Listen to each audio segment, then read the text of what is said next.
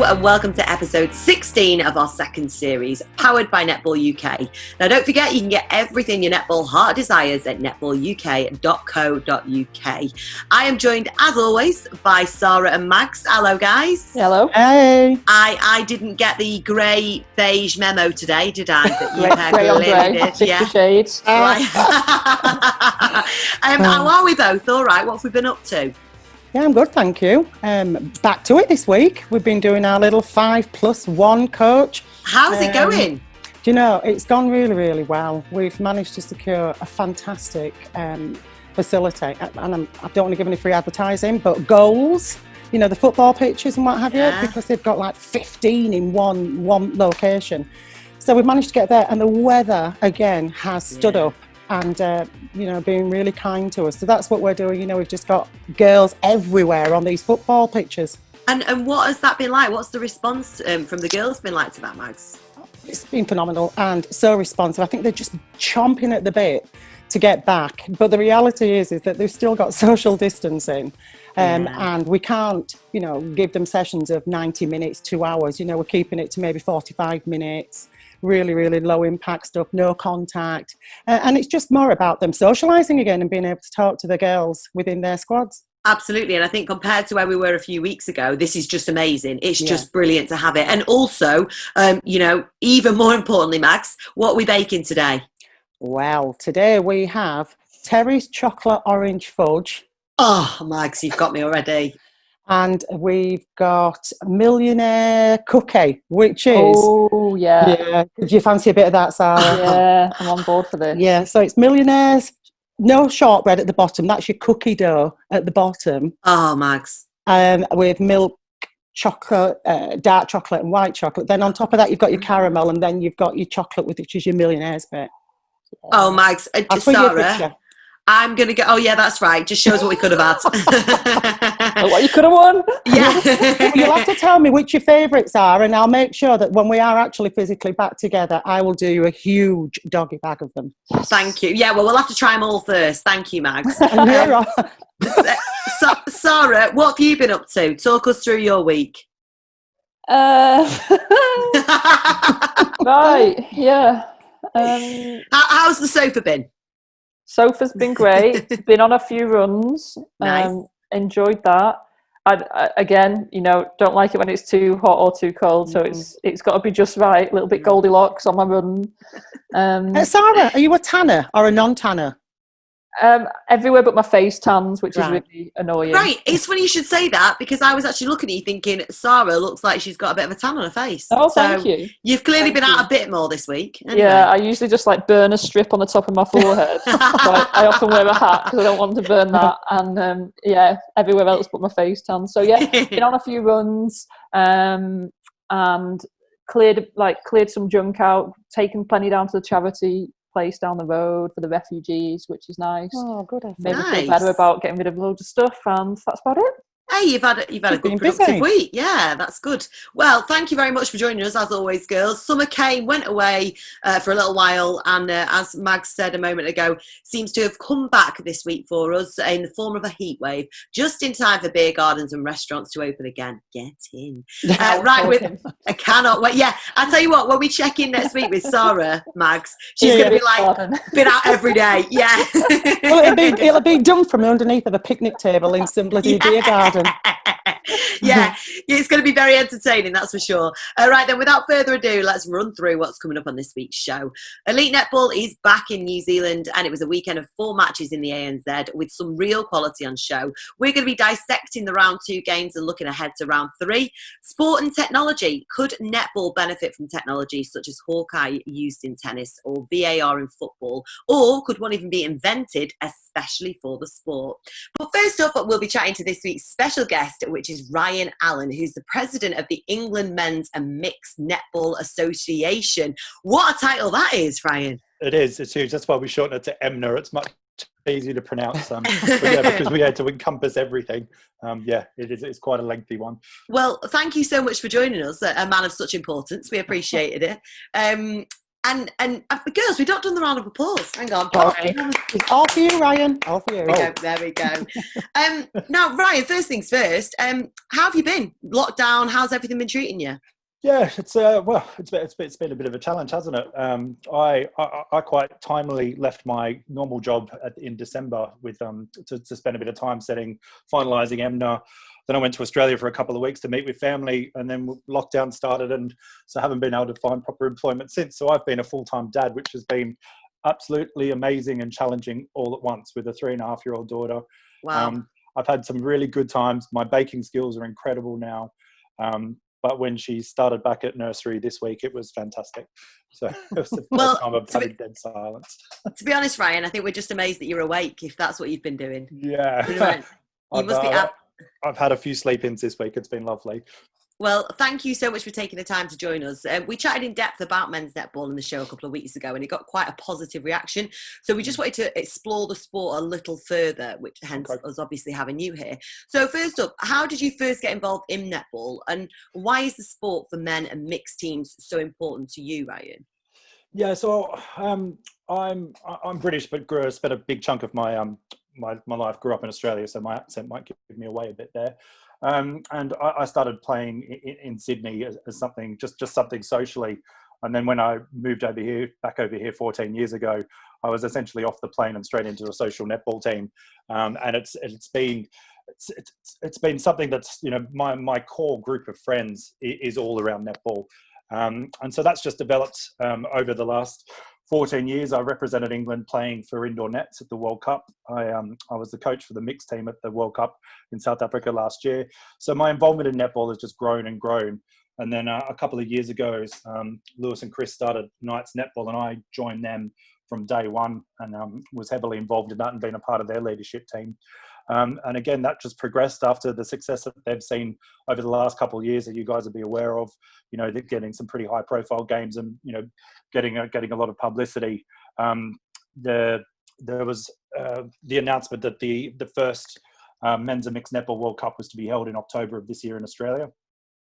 And we wanted to ensure that we wanted to send an England team, and we needed it to be independently selected. So there was an opportunity there, a gap in the market. There was no association to actually cover men's and mixed netball in that way. England Netball recognises men's and mixed, but it's not something that falls under their remit. They wouldn't be proactively going to selected trial teams in order for them to get to the World Cup. So that was initially the first step. Is, well, we want to send an England team, and we actually want to send the best representative teams that we could. And from there, when I started looking at forming the association, it was key that to set our goals of actually growing the sport for all, to providing competitions to the elite level teams, and just getting more and more people involved. Once I started getting more and more involved, and the announcements were getting out that we were forming the association, we were quite blown away with the number of parents and teachers that were getting in touch in regards to youth players as well. 11-year-old boys being told that there really wasn't an opportunity for them to play anymore. So we've got a really big part of our strategy is to try and bridge that gap for boys aged 11 to 16 to continue to get them playing. Obviously, boys from 11 and under do play mixed, but there's people say the guys and girls develop at different rates, and generally, especially at schools, they stop playing. The boys stop playing netball, and you'd be shocked at how many parents and boys that are still keen to actually play. So that was. That was a big priority for us. And then in order to sort of get this all going along as well, we need to establish a proper men's and mixed league as well, which we are working on at the same time. I mean, it's safe to say, Ryan, you're a pretty busy man. How busy. How do you juggle all of this? How do you find the time to juggle all of this? I've got a really good team in place. So the board's made up of 5 people. So we really divide the work up. We've got a committee of 4, and that's about to grow to 7. As we move closer to final, lockdown got in the way of getting to our final stages of selection. We did hold the first few trials for the England squads prior to lockdown. Once we've got that team selected, we'll bring many more volunteers on board in order to make that happen as well. I was heavily involved in sending teams to the World Cup for the indoor teams, so I know the amount of work that's required, and it just wouldn't be able to happen without the volunteers. And we've got, like I said, soon to be a team of 12 volunteers working on this to actually make it happen, and that will continue to grow. And there's more and more people want to be involved, which is fantastic. And it must be exciting for you being a part of that growth. Very much so. Yeah. The last 2 years has been incredible. It really has, to sort of see, men have been playing netball in this country for years, like decades. There's been previously England men's teams, there's been mixed teams. And there's been men playing social netball all across the country. There's hundreds of men in the league I play in London alone. There's like 130 men that play in that. So there are men playing anywhere, but there's never been sort of clear pathways for them. There's never really been real opportunity to represent their country at an elite level. And we're just trying to build something where that can happen. It's exciting. Can I just ask you, Ryan? I mean, you said that there are 130 playing, in the league that you're aligned to. What's it like across the rest of the country then? For my understanding, there are social mixed leagues pretty much everywhere. There's quite good numbers in Birmingham and Manchester, in Leeds. Funnily enough, it's where all the men's teams are being formed. So you've got Knights, which is London-based, Giants, the new one being London-based. You've got Titans based up near Leeds. You've got Spartans, which will be based in Manchester, and there's Hawks that'll be down southwest around Bristol way. So those kind of hubs, they do actually have social mixed leagues there, and there are men in those areas that are really keen to play netball. And what is it like being a man in what is ordinarily, a female-dominated sport? Never really, obviously it is a female-dominated sport, but we've never really seen. We've done a few interviews with on the BBC. We've had some videos on Sky, and if you go into the comments there and read those, they can be quite soul destroying. But we just ignore it. It's not it doesn't bother us. We absolutely love netball. Everyone that plays is so passionate about it. They want what's best. They just want to grow the sport for everyone. And we're just here to support in any way that we can. We're not trying to take the shine away from the women's game in any way. We're not trying to, become a professional league. The men in Australia and New Zealand have been, their associations have been in place for over 30 years. They've got well-established leagues, but they're not taking anything away from the sport. If anything, they've been in a position to help to help the elite level women as well. So it's exciting to be a part of it. It's exciting to see women's sport grow. And it's exciting to be part of this predominantly female-driven and led sport. All our heroes are the women. I mean, that's it. That must be nice, Mags and Sarah, for you to hear as well. It's commendable. I can only, raise my hand and say, woohoo, amen. Yes. And, obviously we champion netball. We are Netball Nation here. So we salute you for doing what you're doing. But, and you say, with the comments on what people say that, you just ignore them. But how do you see that changing moving forward? And how do you think that's doable? How do you change that?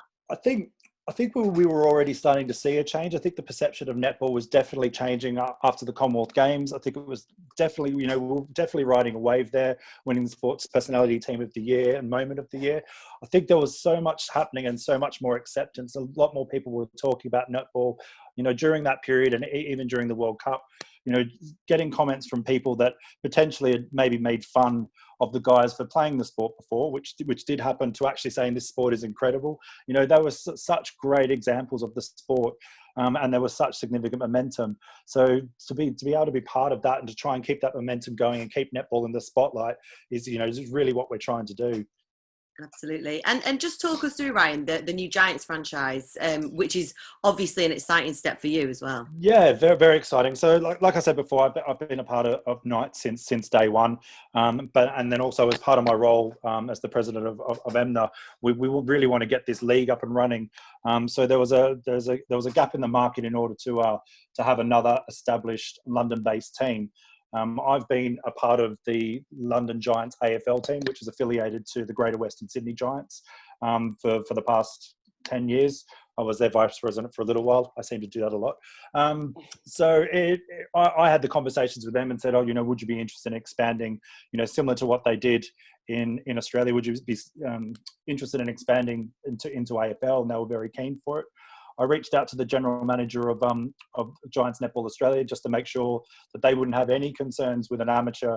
I've got to be clear, it's an amateur men's mixed netball team over here using their branding and name.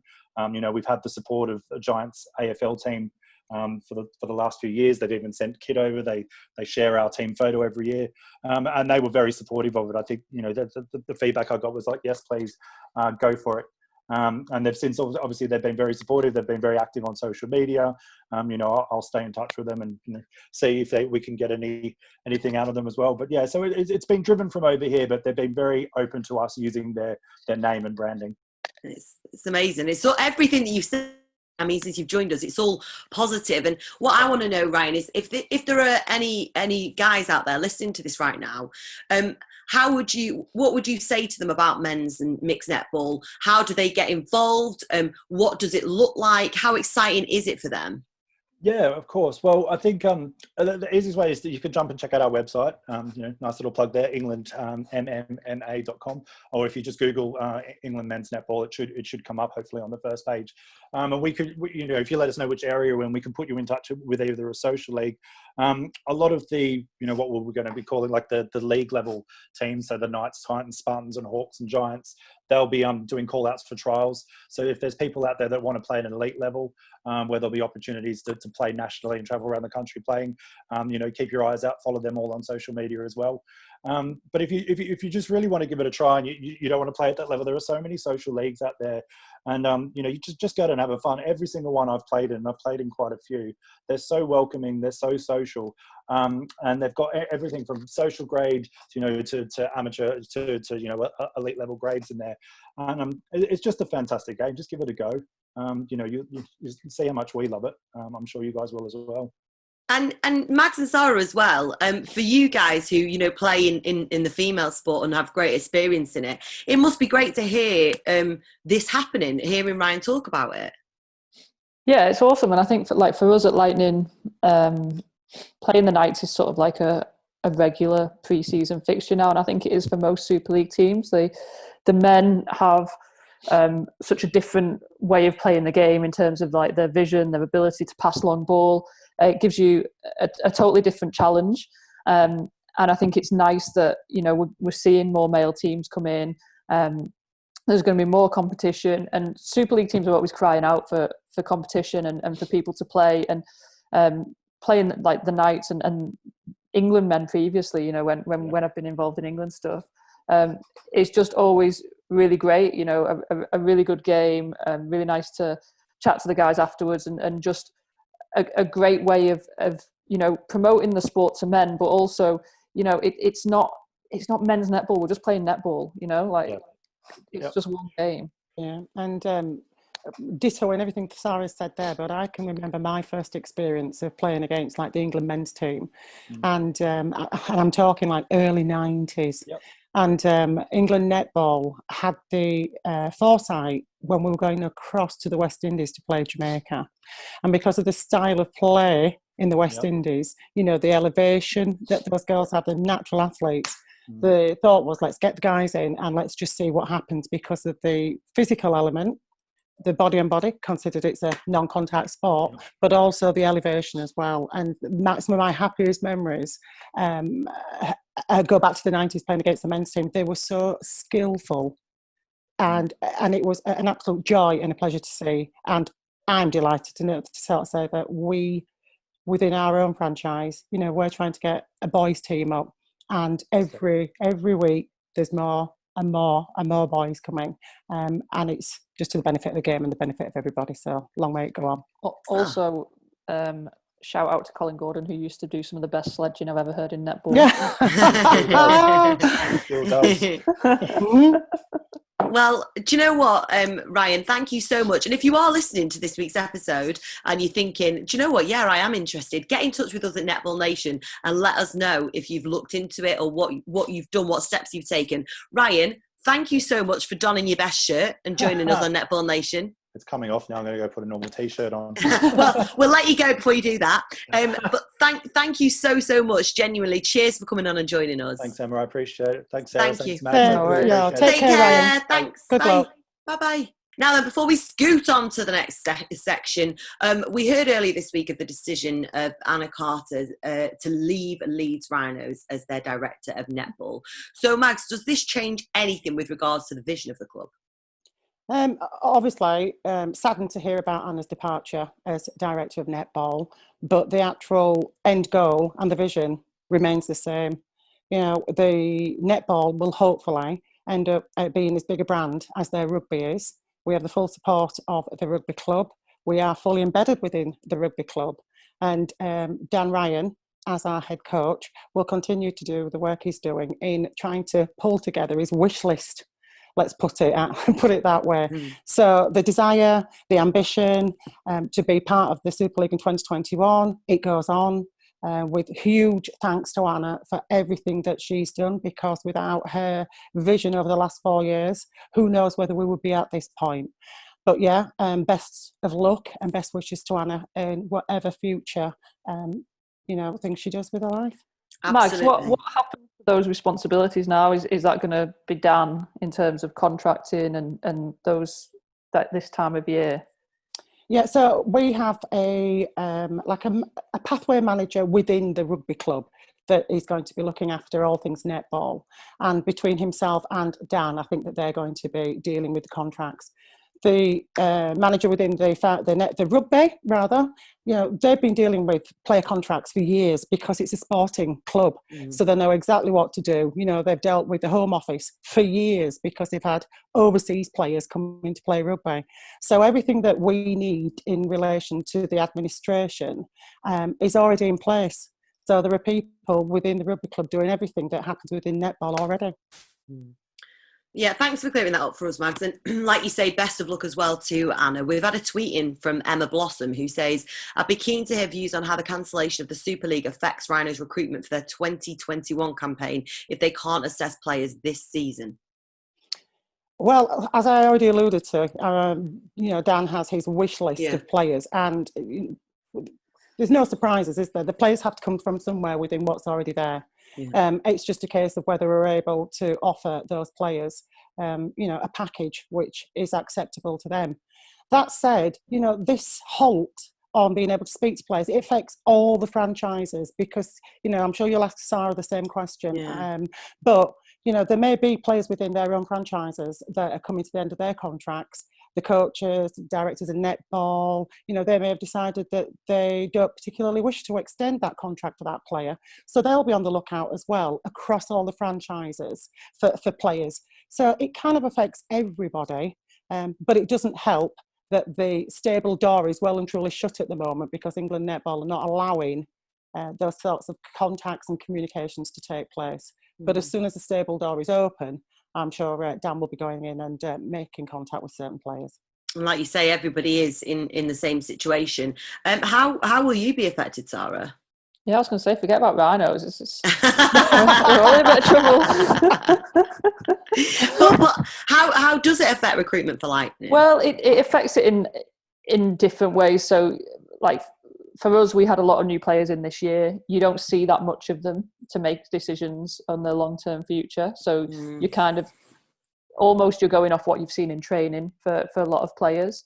I mean, for people like Rhinos, what you'll find as well is players sometimes haven't had chance to get sick of being at a club. Normally there'll be players who spend the entire season on the bench and don't enjoy doing that or don't enjoy the environment and they look to leave. You're probably going to get less of that because you only had 3 games. But, like you said, everyone's in the same scenario. If we were looking to recruit potentially players from other teams, we've not seen much of them either. And then the salary cap's coming down a little bit. So you've got to be smart with where you're going to put your money and who you're going to put your money into. So it's a difficult time at the minute. And like you say, I think the only comfort, if any, is that it's universally difficult. There isn't anybody that's coming out of this better off, is there? No, not at all, not at all. And our hope and our desire would be to just tap into some of the girls who are Yorkshire born and bred that are not currently aligned to any franchises, because that makes it so much easier. And we do have a few girls, you know, floating about Yorkshire that have been part of a franchise, maybe touched on the England door as well, are currently not contracted anywhere. So, you know, the model that Manchester have is quite a nice one, where they're able to churn girls through that revolving door. Not everybody's in a position to do that, but yeah, we will probably have to go on what we know and what we've seen before. Yeah, and obviously we'll be chatting about it on Netball Nation as things unfold and we find out what is going on. Thank you, Emma, for your question, for sending that in. Remember, you can share with us your thoughts and questions, and we will do our best to include them. Get in touch via social media or to hello@mynetballnation.com. Now then, technology in sport. So the Premier League returned after a 100-day absence last week, and with it came the return of VAR and other in-game technology, including goal line software. But it wasn't long before this technology was dominating the conversation and not the action taking place. I'm sure you've already seen this, girls, but Sheffield United thought they'd scored against Aston Villa when the ball clearly... Mags is going, no, I haven't seen it. So we'll let you know, Mags, and anyone else who didn't see it. Yeah. Basically, Sheffield United, I'm just going to, in my opinion, Sheffield United scored a goal. It was clearly across the line. Scored a goal. It was a goal, wasn't it? But Hawkeye let them down. How did it let them down? Normally goal. Yeah, it would. The watch would buzz, wouldn't it? Basically, technology let them down. It's like a 1 in 9,000 chance that would happen. It's just so rare, but it did. It was the technology that let them down. Can't the ref they get it wrong so often that it can't be 1 in 9,000 because it's getting wrong all the time. Well, where are the other 8,999? In Azerbaijan or something like that. Well, do you know what? I can see what your opinion's going to be before I even ask you the question, Sarah. Because I was going to say, do you reckon is technology a good thing in sport despite the odd malfunction? Technology is a good thing in sport. I think football have got it so wrong with VAR. Like you watch rugby union or rugby league as well, and they go to it, you know, is it a try or a no try, you know, 30 seconds, minute max, made a decision, and everyone gets on with it. Football, well, how can you get it wrong so often when you've got so much damn money? You're getting it wrong. You've got refs running over to little booths. It's like taking like 10 minutes. Everyone's scared to celebrate whether they've scored a goal or not because everything gets checked. It's just ruining the game. So if you're going to do it properly so it doesn't ruin what the game was to begin with. Can I just ask you this question? When they actually do the VAR or whatever it's called in football, is it played so that all the spectators and everybody can see what the third ref or fifth ref is looking at? No, you just have to wait for the decision to be shown on the screen. Well, you see, that's the beauty, because when they do it with the rugby and they do it with the cricket, everybody, and I know there's loads of armchair refs, but everybody gets to see what that extra and the ref tennis, is looking everyone's at. like, ooh. Yeah. So everybody sees it, and you can see it from all the different angles, and you know, whether you agree with it or you don't, everybody gets to see what's being looked at. Yeah, well, do you know what? I think VAR has come under a lot of criticism, hasn't it, this season? And I think they are going to have to improve it. If it's going to be sustainable, they're going to have to work on a way of making it. I think the sport needs it. I think the sport needs that technology because, you know, there's so much at stake. But at the minute, they've got it wrong. I'd agree with that. Although, to be fair, Sarah, I can't say that it was a great game anyway when your beloved Liverpool were playing the other night. I mean... No. You didn't even need VAR to kill the momentum there, did you? I mean, it was so bad because it was so hyped up as well. Yeah. I'm like, oh my God, yes, let's watch this game. And then it was such a terrible game. Was it? I mean, it was a Merseyside derby, which, I mean, but then you remove the fans. So, I mean, 70% of it's gone anyway, isn't it then? And then it was just, I mean, with the greatest of respect, Sarah, I think we were expecting a lot more from Liverpool. What was the final score? 0-0. Against Everton, and Everton, I would go as far as to say dominated, didn't they really? But anyway, I digress. So, in are your you wanting opinion, to pick a fight, Emma? Do you want to pick a fight with Sarah? Right. Dominated. They had the better chances. I'll give you that, Emma. I mean, dominated. Jeez. Listen, Sarah, I'm just feeling for you because I feel like you've waited so long now. You're not going to get the celebration that you deserve when they finally get the trophy, and then they're just really dragging it out for you now. It's like, I know, but it'd still be good if we could do it at City, wouldn't it? It would be good. It would be good that. But back to netball. do you think technology has a place in the sport, and how does it look to you guys? The netball. Yeah. They've already got a little bit of technology, haven't they? The umpires have a little bit of technology in relation to when it's full time. They've got something on the wrist that buzzes, and we've seen that go wrong as well. Yeah. So see, I think netball's too quick to do it in game. So I think you ruin the game if you start sending decisions to third umpires or anything like that. What I would quite like to see in netball is retrospective action taken on players.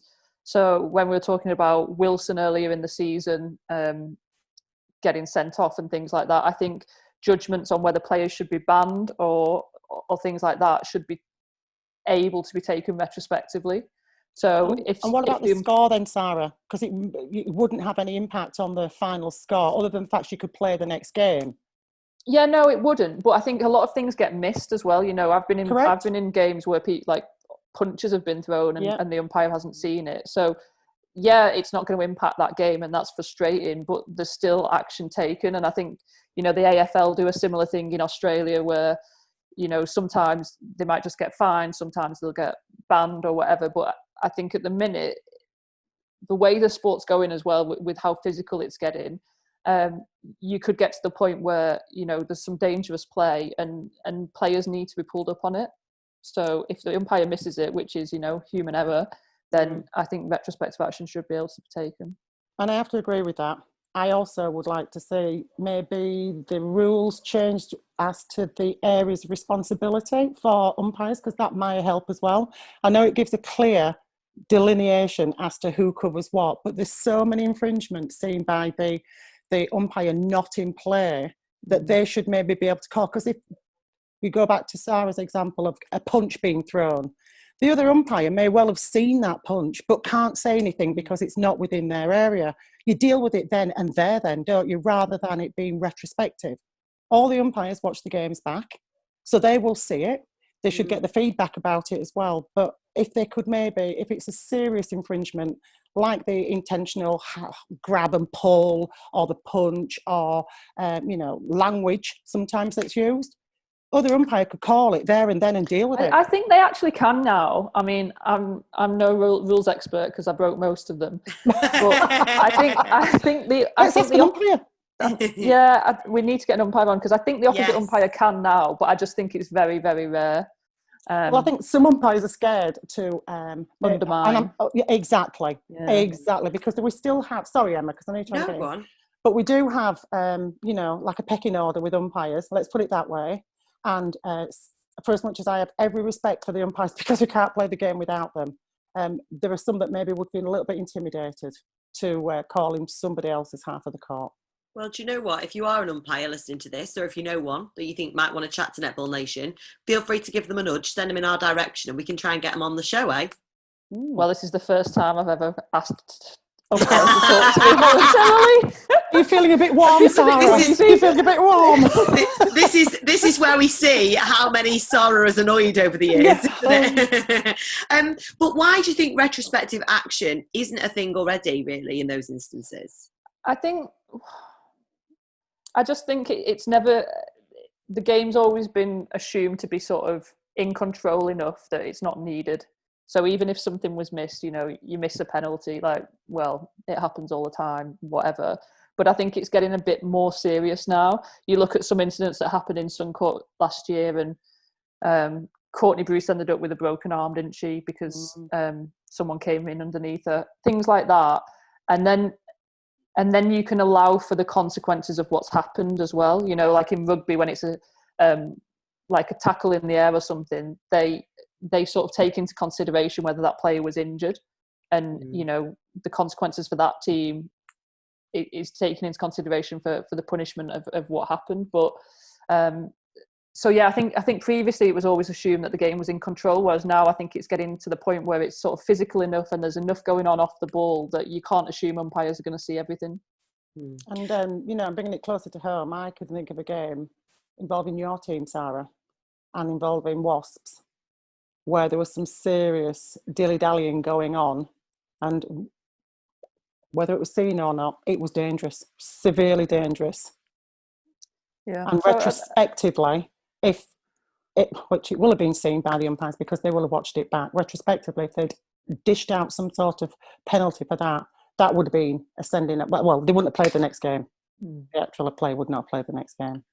So basically what we're taking from this then is, guys, that retrospective action, maybe not so much technology, but retrospective action would be a good move. I think it would. I think it again, like everything, it needs to have clear guidelines around it. What's it being used for? What incidents is it being used for, and what's it not being used for? Because otherwise, it becomes difficult and it becomes contentious again. But I think it's something that probably needs to happen in the next few years. Yeah, and can I just throw this warning in before I make this next comment? Not for 1 minute do I think that netball is anywhere near as physical as rugby, but retrospective looks at fixtures that have been played within that sport have sometimes tipped out criminal charges because of the intent of some individuals on teams. So we're nowhere near that, but that's what the opportunity to look back at a game gives you. You can see that people's intent is there, and it's serious because they're life-changing, some of these incidents that happen. Of course they are. And I think, this is a great debate, a great discussion that you've just had. And I'm sure you listening to this will have your own opinions of it. You might even have other suggestions of things. So feel free to get in touch and let us know. And as always, we will try and cover it in next week's podcast. Now then, we move on to the ANZ round 2. But before we do get to that, we can't ignore the huge announcement that Super Netball in Australia have introduced a 2-point goal rule. This means that teams will receive 2 points for a super shot that is scored from a zone 1.9 metres out. The rule will apply for the final 5 minutes of a quarter and for the whole of 5 minutes extra time. Now, it's been widely slammed by fans and players, including England's Helen Housby. So, over to you girls. Initial thoughts.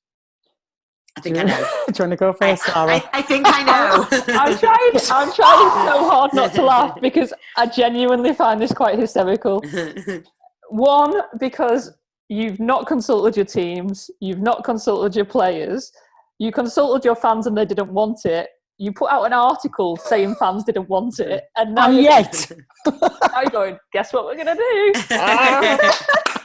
I think it's so funny, only because also you're sabotaging your own national team.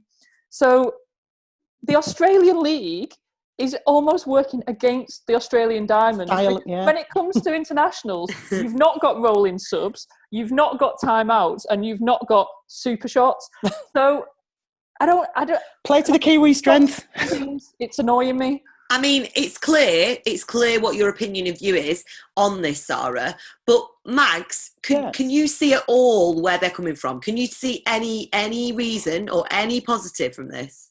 We've got Fast 5 for all the flicks, tricks and games, and I'm very much up for change if it's going to make the game a better game.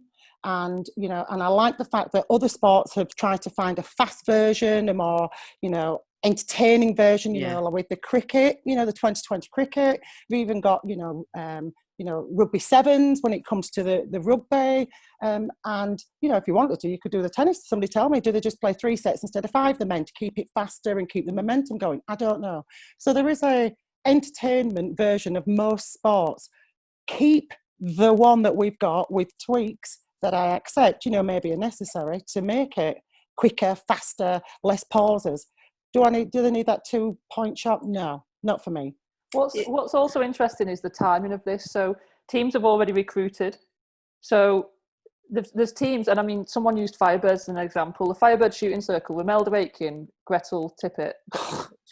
Like, that is not a team built for 2-point shots. No. And we were texting Joe Harton this morning, just joking, like, if you'd had this when your contract negotiations, you could have got paid a ton of gold bars in order to play in this competition, because it's like made for you. But teams have recruited already, like they can't change who's in their team. And you've just added this rule which completely changes the shooting end for the last 5 minutes of every quarter. It's just, none of it makes sense to me. Have you heard anybody who understands it and agrees with it? Well, some people are like, it'll make it exciting, it'll add entertainment value and things like this. But I just think there's a limit to how much you can change the game, and it's without it not being netball. we're going dangerously towards basketball territory here. And I say dangerously, like I love basketball, but it's a different sport. Keep it a different sport. Like you've got your rolling subs, which is very basketball in this league this year. Now you've got a 2-point shot. It's kind of getting in the territory where it's not netball anymore. And some of the teams aren't going to use it, Sarah. Some of the teams that don't have shooters equipped for that kind of skill, they ain't going to use that 2-point. Well, I'm all about a revolution. I'm just like, if teams just didn't bother using it all the time, it's like, what are you going to do? What are you going to do? Well, this is the thing. Like, is that it now? Is that what's happening, or is it open to change? Like, or is that just it? Done now? It'll be interesting to see, because I think the announcement was like, this is it, but the response has been so overwhelmingly negative towards it that it'll be interesting to see if they do any quick backtracking on this. Yeah, I'd have more respect for them if they went with public opinion, which they already have. I'd have more respect for them if they went with player opinion, which they've already had, and accept that, it was something that they wanted to introduce, but in retrospect we decided that maybe it's not a good thing, and we'll look at it for the following season when teams then have the opportunity to recruit accordingly. Well, let's see then. We'll keep our eyes and ears peeled and see if there is a U-turn that we're talking about on a podcast at some point. But let's crack on. In fact, let's reopen the kitty. 4 days of netball matches in a row. Did you enjoy it, girls? It was fabulous. I enjoyed it. Yes. Yes, I think I can guess why Sarah enjoyed it. But first up, let's chat about the fact that each quarter was a little shorter at 12 minutes. Do you think that made a difference? I bet if you're playing centre, it didn't make any difference. I don't know. I don't think it really did. There were obviously like lower scores because it was a bit less time, but I don't think it made a huge difference. And obviously, there were fans at the games. They all took place in Auckland. Was it weird seeing fans there? No, not for me, because that's what they're used to. But it isn't what we're expecting in other sports. Over here we've seen crowd noise getting played in and stuff like that, and we're seeing empty stadiums. So there must have been an element of like, oh yeah, that's happening there. It felt weird watching the first round when they had a couple of games without anybody there, and that eerie tumbleweed silence. So it was quite refreshing to see. There were spectators there. And even when you think about Little League games, just round the corner, you've got mums and dads. You've always got spectators of some type, haven't you, watching a game? So, yeah, it was nice to see them there. A treat for them. And like I mentioned earlier, Sarah clearly buzzing about it being back, because let's break down what your predictions were, right? And who came up top here? So it was Magic 40, Mystics 47. Mags, you went for Magic, Sarah, you went for Mystics. So well done. Get. In fact, do you know what? We won't open the kitty for money. What you can do, Mags, is bake a cake for every single result you get wrong. Yeah, no pressure. Right then, we had Steel 36, Tactics 43. Mags, you went for Steel. Sarah went for Tactics. So once again, well done, Sarah. And finally, you both went for Pulse. So it was Pulse 63, Stars 36. So well done, Mags. 1 out of 3. And Sarah got the treble. Well done. This is my niche, obviously. Many other leagues. And of course, as well, it was Stars 49, Tactics 43 from Monday. Now, girls, what was your highlight in any of the games, really? For me, I think it was the Mystics and Magic game. Sarah called it with the youngsters. And, is it Toyava, if I pronounce it Toyava, yeah. Toyava. My God, she's just amazing. And, when you talk about having experienced players on court who have, been handed that baton of responsibility to lead and to be a good example, did she not just show? That's the clip or a game that you should show to teams when you want to look at pure leadership. A ball placement, a skill, looking after the kids, making sure she played them out of danger. It was a dream to watch. She was awesome. It was so good because she was surrounded by youngsters, like incredibly talented youngsters. Like Grace Mweki is going to be phenomenal. She is phenomenal already, the Mystic shooter. But she had Grace Mweki, she had Asher Grapes and Saviour Tui at goal attack. And they all came on, didn't they? Yeah, and Taylor Earle at centre. So he was surrounded by youngsters and did such a good job as a senior player and got MVP for it. So, yeah, well done, Pestoriava. Well done. Round of applause. Yeah, she was Well awesome. done. And also, Pulse looked so strong. So do you reckon anyone can stop the reigning champs who were on form? No. Full stop. Full stop. Not right now. I Right now, can't- no way. I can't see them not winning the league. I can see them not winning every game because the likes of Mystics, when they get it together, Tactics are dangerous. And then I think we saw on Monday when Stars turned Tactics over, that was a bit of a shock result. I think the teams in that league are pretty evenly matched, and I think Pulse are then head and shoulders above them all. So they will have an off day, and I think they probably will lose a game at some point. I just can't see them not winning the league overall. Well, on that, let's have a look at the score predictions for this week's round 3. Are we ready? Get your crystal ball out, Sarah. This is a tough round. This is a really tough round. But yeah. Well, right, we've got Tactics v Magic. Mags, I'll go to you first. Tactics, on what I've seen. You're going Tactics. Sarah? I would have said Tactics, but then seeing them play on Monday, they were really good at the weekend. They were really bad on Monday. I might back Magic on this. Ooh, so Mags Tactics, Sarah Magic. Right, next up, Mystics v Steel. What are we going for, Mags? I'm going Mystics. Mystics, Sarah? Yeah, I think Mystics will win that. You're both agreeing on that one. Stars v Steel, Mags. Well, on yesterday's performance, when it was beautiful to watch Stars play, I'm going to go Stars and hope that the momentum runs over for them. Do you agree with that, Sarah? See, this is a tough one. Again, Stars have been really up and down, and I'm going to go Steel just so we've got something to chat about. Controversial. I like that. Right, then finally, Pulse v Mystics. Mags? I think it's yellow all the way. It's got to be.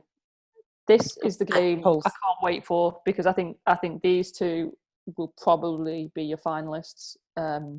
So, yeah, I'll go Pulse, but if they're going to lose the game, it could be this one.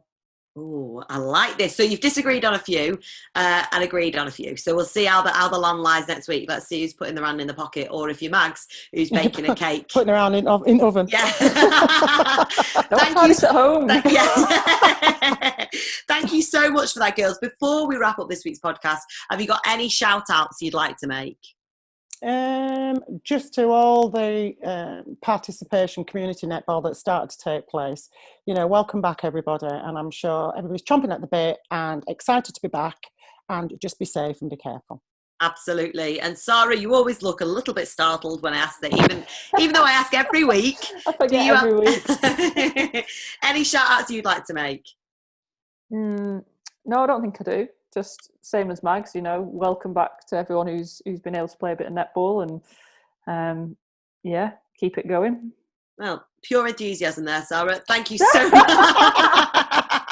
Thank you so much. A shout out to you, pair, as well, for coming on to podcast 16. Can you believe it's podcast 16 already? Madness. And we've done the bulk of them from home. Honestly, I think I know your living rooms better than you pair do. Thank you so much.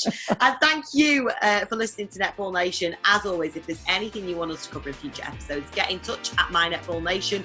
Cheers for listening to Netball Nation, powered by Netball UK. Have a belting week, and we will see you next time. Bye, girls. Bye. Take care, everyone. This is Netball Nation.